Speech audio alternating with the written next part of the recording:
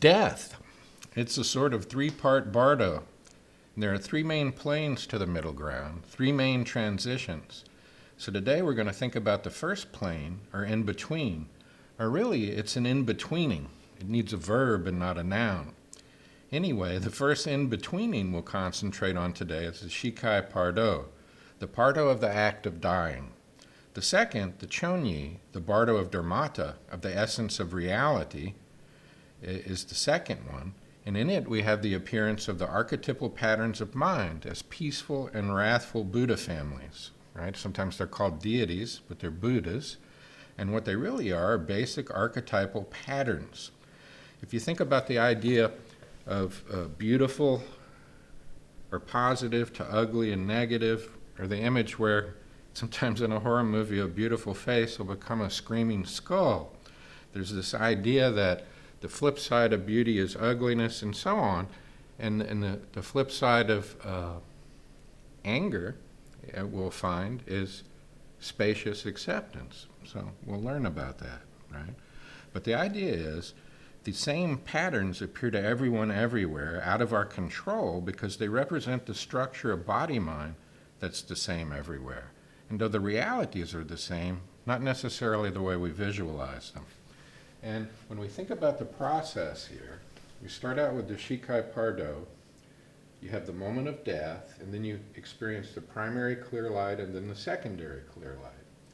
And the five aggregates, which we'll talk about more later on, but which are basically the elements that make up our body-mind as we experience them phenomenologically, are scattered and karma is suspended. And that's where we experience our relative nature. Then we enter the Chonyi Bardo, where we experience the peaceful and wrathful deities. In the aggregates, the elements of our body-mind begin to reform, and we experience universal karma, the karma of the human race. From there we enter the Chikhai Bardo, where we experience roaming and judgment and entering the womb, right? And here the aggregates continue to reform, and we experience personal karma, the karma of our own personal life. Then the aggregates totally reform as we enter the womb, and then we're reborn, and then we enter the Bardo of life, where we are now, and then the whole thing, they say, begins again. But first things first, the act of dying. Now first, everything starts to dissolve, they say, and come apart, like the end of the world. And really, if you think about it, when you're dying, it's certainly the end of your world. And they describe various feelings, you'll notice as you read, such as sinking into the earth and feeling heavy and so on. And I want to call your attention, especially because we're not together, these two books will help you a lot because they go into a lot of detail about the things I'm talking about in the lecture and that we would have discussed in class. So just to give you an example, I'll look in Francesca Fremantle's book on page 224. She says, Earth is associated with the skandha of form, which provides the basis for our sense of material existence. As its power declines, everything appears unstable. We begin to lose our ground and our support, and our whole world is being swept away from under our feet. Mentally, too, there's a sinking sensation. The dying person feels depressed, bewildered, and overwhelmed with heaviness. It is possible to have a foretaste of this sensation during life. There's a sense of losing touch with reality, as though one is entering into a process that could eventually lead to complete disintegration. As Trungpa Rinpoche puts it, the tangible quality of physical living logic becomes vague.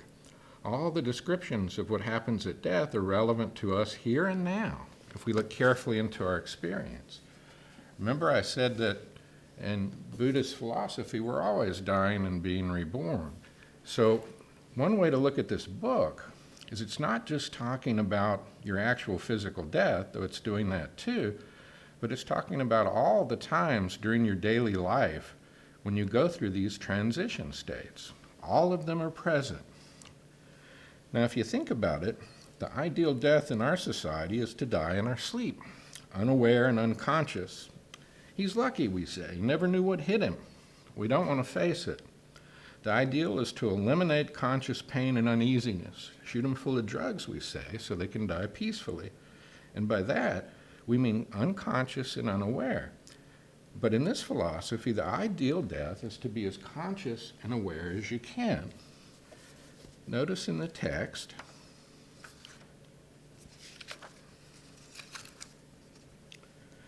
this should be firmly implanted in his mind by repeating it many times in his ears until he stops breathing. Then when the ceasing of the breath is heard, one should lay him down on the right side and firmly press the two pulsating arteries which induce sleep. In other words, what they're saying is you press them. These are the arteries that induce sleep. You're pressing them to keep him awake so he doesn't go to sleep, right? So he doesn't go to sleep. The point is to heighten awareness at death. It's the greatest opportunity we'll have as human beings, and for a philosopher who has practiced dying like a craft, it'll be a sort of culmination. It's an opportunity because it reveals what is true, most true about our life anyway. It was and is full of uncertainty and change. Reality is a process of inescapable change and of continual death and rebirth, whether we recognize it or not. Each day you're different. You're different now, and so is everything and everyone around you. You can make for yourself a dream world of permanence and substantiality, but the river is flowing and taking you and your illusions with it. Death then makes the three marks of existence very clear. No more hiding. Remember, to realize the three marks is called insight wisdom, in which these truths are understood not theoretically but practically, and a radical confrontation with the experience of your life. In physical death, you can naturally confront everything you tried to hide from. In the Chikhai Bardo, the truth of how things are is brought very concretely to your attention. Buddha Dharma philosophy always says, pay attention, attention, attention. So ideal death is one that is fully wide awake to what's going on. You actually see what the Buddha said, that this existence of ours is as transient as the autumn clouds. To watch the birth and death of beings is like looking at a dance. But now you're stepping into the dance too. But if we make a practice of keying into ego and the illusion of permanence, it causes us to resist the reality of turbulent change. Since for us usually safety and security is keyed into the familiar and unchanging. When we face the turbulence of change, we panic. What we most want is the opposite of the three marks of existence. We crave permanence, we crave substantiality, and we crave satisfactoriness. And we crave the opposite of inner being. We want things to be separate and individual and solid and unconnected so we can withdraw in safety and not have to worry about anyone or anything else. But we're always facing these Bardo transitions. Notice when you move to a new area, start a new job, you get sick, or you have an accident, or notice what it's like when a global pandemic happens that hasn't happened in 100 years, right? Everything seems strange and disconnected. So you wait it out, ignoring the transition until you reach a less turbulent point. And slowly you begin to make your new environment familiar and substantial and permanent through giving it names and connecting certain attitudes of attachment and aversion to its many facets. Not that there's anything wrong with growing comfortable again. The idea is you don't get attached to it, right?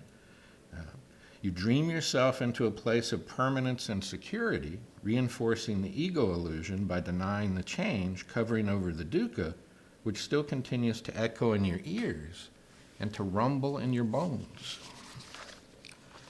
In the Bardo of death, the uncertainty and change which fills our life now, and which we try to ignore, will become totally and completely intense and impossible to ignore. For one moment, we will become free from our body and its karmic charge, and we have the greatest chance to be free. It is the great opportunity to see through our illusions. Because in death, everything becomes uncorked and plays itself out. All your instincts, habits, and tendencies stored in your unconscious, ready to be activated in the Chonyi Bardo. Just think how now, in daily life, the littlest things can provoke the most amazing reactions for good or ill. The great works of art and the great works of horror and terror. Well, in death, all of human potential is unleashed, and so the state of mind in which you enter the Bardo becomes very important. In the text it says,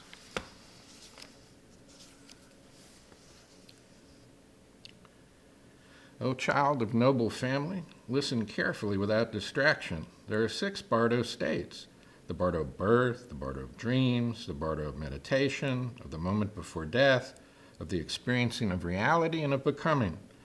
O child of noble family, you will experience 3 Bardo states: the Bardo of the moment before death, the Bardo of reality, and the Bardo of becoming. Right? Of the 3, the luminosity of reality and the Bardo of the moment before death shone until yesterday, but you did not recognize it, and so you had to wonder here. Now you will experience the Bardo of reality, right? You begin to experience what you always were, but didn't know. O child of noble family, now what is called death has arrived.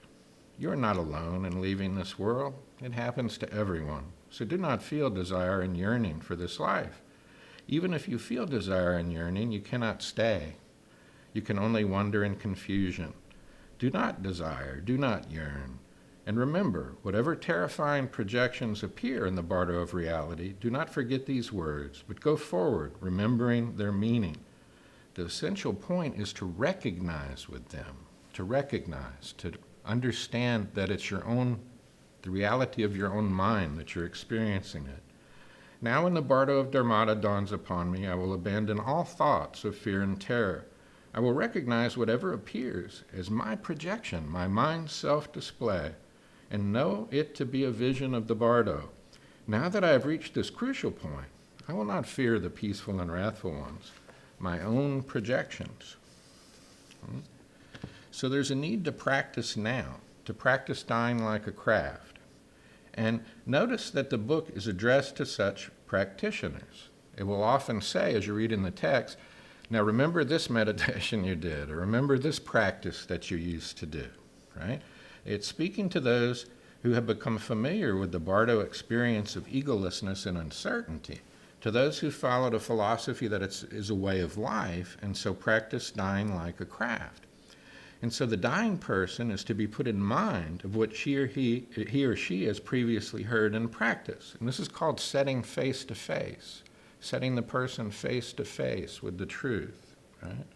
And it's important to keep these things in mind because it said in the moment of death, you enter spontaneously into the equivalent of the highest meditative state. Your state of mind, in your text, it calls it luminosity free from complexity. The Tibetan word, todal, means devoid of formative activity. The mind in the interdependent mind-body complex, i.e. me and you right now, is continually in the process of discursive thought formation because of the force of the 5 senses, which feeding into the elements that make up our body-mind generate our experience of the world and self in its dualistic aspect. What meditation has continually sought was to still the mind in order to pay attention to the ground of experience. In this stage of death, everyone will naturally experience the highest state of deep meditation. For practitioners, they'll be able to prolong it. If you've not practiced at all, they say it'll go by like that, right? So that's the idea, that while you're alive, to really think and practice, because when you die, there's a real opportunity to accelerate everything you've learned. Everything will become amplified, and you will have the opportunity for lifetimes of achievement in a brief moment. So this is why it's so important to study and practice now in life, regardless of your level of proficiency or how well you seem to do. In death, everything will accelerate and become amplified. But that can work the other way, too. If you spend your life turning away from reality, then at death, you will turn away even more, and you will only grow more confused, and the confusion will become accelerated too. How you live is how you will die. How you will die is how you have lived. So there's a brief period of real grace time, we could call it. 20 to 30 minutes, they say, if you're a real practitioner, But if not, like that. In this stage, the person's guide attempts to set the person face to face, to align their consciousness toward the recognition of reality, to remind them of the reality of their situation and to face it. And the image of the primary clear light in the text points to an experience of reality itself. Okay? And yet note, at this point, the dualism is still there. You're still seeing it instead of being it. But there are no objects present, and you seem to be suspended in light with no body. Now, this philosophy is about self-knowledge, two aspects of who we are being revealed in death, though don't forget, they're also revealed in each moment of life. There's our absolute nature, who we are, or how we are, and then there's our relative nature, how we have been. Right? In death, change accelerates, and all components of body-mind disintegrate. All the components of the body-mind stream enter into a new nexus of interrelatedness. Your body fades away like a mist, leaving nothing but your true nature, which karma previously obscured. It is what is called the ground luminosity. Right? In our text, "O child of noble family, listen." And here you're supposed to put in the name. So it'd be like, "O child of noble family, Jim," or "O child of noble family, Nicole, listen. Now the pure luminosity of reality is shining before you. Recognize it. O child of noble family, at this moment, your state of mind is by nature pure emptiness. It does not possess any nature whatever, neither substance nor quality such as color, but is pure emptiness. This is reality. It is the female Buddha, Samantabhadri. But this state of mind is not just blank emptiness. It is unobstructed, sparkling, pure, and vibrant. This mind is the male Buddha, Samantabhadra. Now, when you read this passage, you want to pay attention to the notes at the bottom. Notice the note that the translator puts here. Samantabhadra and Samantabhadri symbolize the inseparability of compassion and knowledge, right? The two coefficients of enlightenment, right? As the embodiment of the body of truth, they are the origin of the 5 Buddha families, right? Notice that they're male and female always together, right? The Buddha families, there's the male and female. In Tibetan, it really says the Mama Buddha and the Papa Buddha. Yeah? And it says, this mind of yours is inseparable luminosity and emptiness in the form of a great mass of light. To recognize this is all that is necessary. When you recognize this pure nature of your mind as the Buddha, looking into your own mind is resting in the Buddha mind. Right? Now, it's not a physical light, right? That's a symbol or metaphor for the reality of uncompounded, unconditioned reality, a sort of ultimate simplicity. And it's important to realize to experience the light is not liberation, right? In fact, to experience it indicates you're still in the subject-object mode of dualistic experience. Liberation is to be set face to face and then to know yourself in the Bardo, to know that you are Buddha mind, right? Just dying gets you nowhere. It's what you do with your dying. All dogs don't go to heaven. So they'll keep on getting many chances, right? And again, notice the phrase, which your teacher has already shown you, or in the original Tibetan it says, which your teacher has already set you face to face with before. So they're imagining that you've studied with meditation teachers who have taught you how to key into your daily experience that echoes in a very profound way all these processes that we're describing. But when the luminosity appears, it seems most of us didn't practice dying like a craft and never sought out someone who could show us that reality, and so it takes us by surprise. Most of us won't be even able through discipline, stillness, and attention to remain aware through the moment of physical death. And it says it will appear to you that you faint and then regain consciousness. Now, if you've ever passed out and then woke up, you know how disorienting that is. Well, you'll pass out and wake up without a body, suspended in light, in a state of deep meditation, usually only attained and realized by the most advanced spiritual masters. And totally unfamiliar with it and confused, you will not rest in that experience, but will instead react instinctively with all your past fears, habits, and conditioning, and karma kicks in and begins to cloud the clear light. Imagine you're just flying along in an airplane in your seat, and you lay back, go to sleep. And all of a sudden you wake up and you're having to fly the jet. Just like out of nowhere, you're in the seat and you're in charge and there's all these instruments and everything, right? You would probably be totally out of your depth unless you trained as a pilot, right? So to practice dying like a craft is to make a sustained attempt while alive to recognize the real nature of mind, so that when you see it in death, you will recognize it, especially if you're reminded or set face to face by what they say, a teacher or a Dharma brother or a Dharma sister. But if we're not reminded and setting, or we are, and it's setting face to face fails, the grace period is over and we begin our journey again. We've failed to recognize what is most real. We've somehow turned away from that light, right? So again, suppose you wake up without a body, trying to move and feel, but you can't because you don't have a body. Seeing and feeling surrounded and penetrated by a light, blazing like the sun, and feeling all your horizon in every direction, with a voice whispering in the background, nobly born, Nicole, pay attention. You are that light. What, me? That blazing infinite expanse? So what begins to happen? Here karma was suspended. Now it's beginning, as the aggregates begin to reform, karma begins to kick in again. You were free from it for a moment, right? But now begins what is described as a sort of karmic clouding of the light. The light itself never gets dim.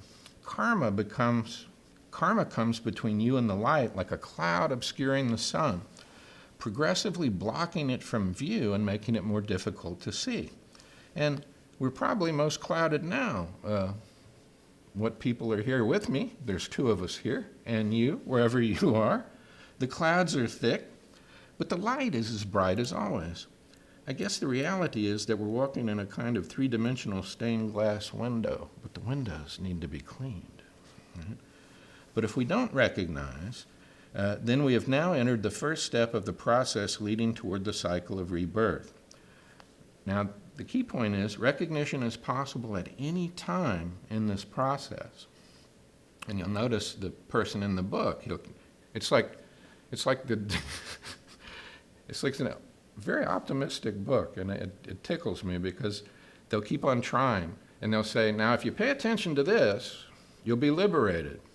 But if that didn't work, now you're in the next stage, try this. But if that didn't work, try this. And all the way to the end of the book, you'll see they finally try this, it says at the end.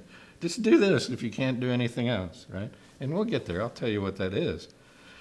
So recognition is possible at any time in the death process, but it's also possible at any time while you're alive, too, right now, right? Think what it means to recognize, right? Because you're being taught to try to recognize. Well, when you recognize something, say you see someone but you don't see who they are, something right in front of you and you don't see it for what it is. It's in your perceptual field, but you don't know it. Like I could say, where's the paper clip? And where's the paper clip? Oh, suddenly I recognize it, right? I recognize it. The word literally means recognition, from the Latin cognoscere, which means to be acquainted with or to know, and re means again.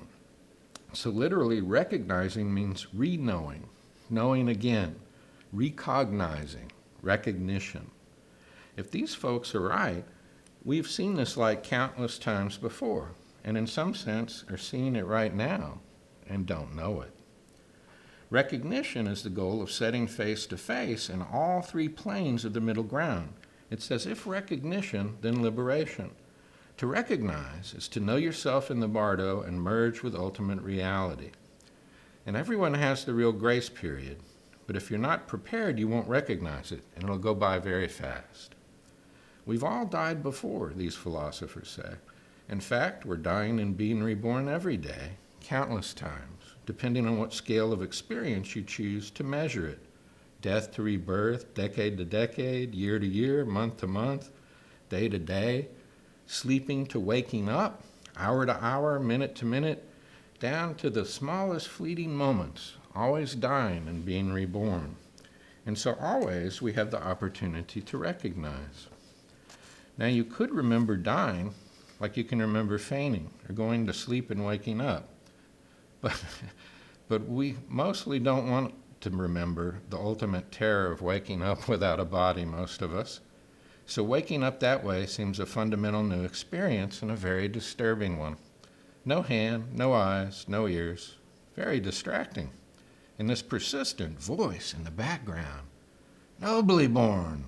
Nicole, pay attention. Know who you are. Enormous discipline is necessary. Like a woman giving birth to a child, you will be in the grip of enormous natural forces that seize you and move you along like a mighty river. At the moment of death, all that you will have is the practice and art of your life. All that you will have at the moment of death is how much of your life you have lived for the love of wisdom. Thank you for your kind attention.